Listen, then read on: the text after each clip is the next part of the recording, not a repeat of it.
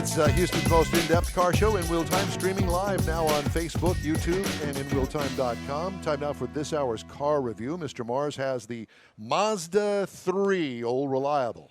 Yes, sir, I did. In fact, we had the Mazda3 Hatchback Premium to work with, the 2020 model.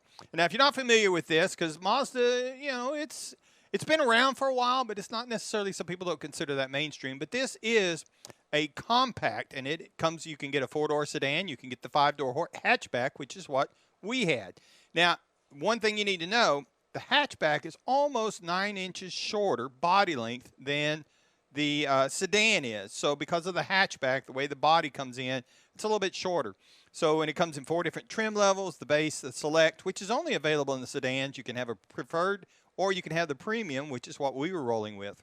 Now on the outside of it, again, this is a hatchback, so you got the 5th door that lifts up, but we also had some LED lighting packages that was all the way around, including the adaptive auto headlights that had the auto on and off. We had rain sensing wipers, and so there's a lot of features in this vehicle, and it's got a very rounded profile, and that kind of makes for a kind of a, when you get to the C-pillar in that back corner where you find those blind spots, it makes it for a wide C-pillar there. So you got to be aware of that. We had the main moonroof. We had the 18-inch optional black alloy wheels, which was a really nice fit with the color of the car that we had.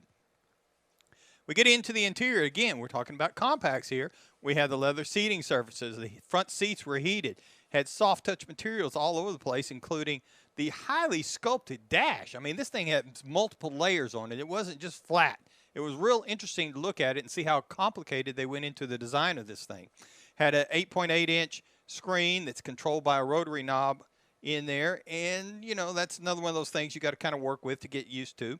Had the rear view camera, had the Bose audio system, and had a 60/40 folding rear seat to it. Now, this kind of gives you, you can work it out to where you got 20 cubic feet of storage in the hatchback compared to the 13 for the sedan back there. So there's quite a bit of difference in storage there. Now, the engine we had was the 2.5-liter inline 4, 186 horsepower, 186 pound-feet of torque. Now, this is backed by a 6-speed automatic, and in the hatchback, you can get a 6-speed manual. But we had the 6-speed automatic, which I think with this engine was a really nice match because it didn't have to search for gears. You could get it up into a gear, and it would wind up and go. Now, the EPA says that you should be looking for about 24 miles per gallon out on the highway. Excuse me, in the city, 27 out on the highway for a combined about 32. And we drove it about 350 miles, and we averaged 31 miles per gallon across that. So, and speaking of driving it, I will tell you that in the Mazda3, the Zoom Zoom is still alive and well. The Zoom Zoom.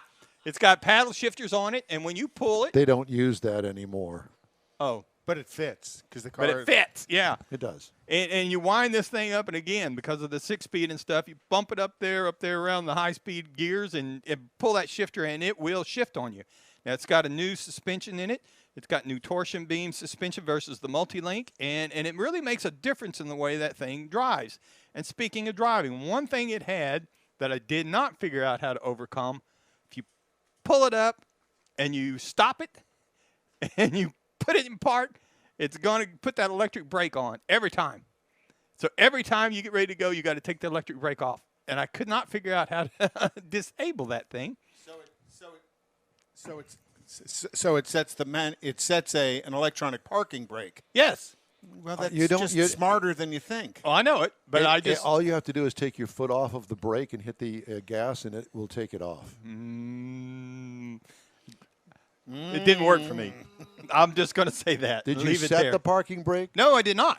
It just automatically. It did it automatically. It's just one of those things. It's another safety feature that I'm sure that a lazy driver like me is supposed to figure out how to work, but I don't. So, and failed to read the owner's manual. Oh yeah, there is an owner's manual. Please continue. Yes.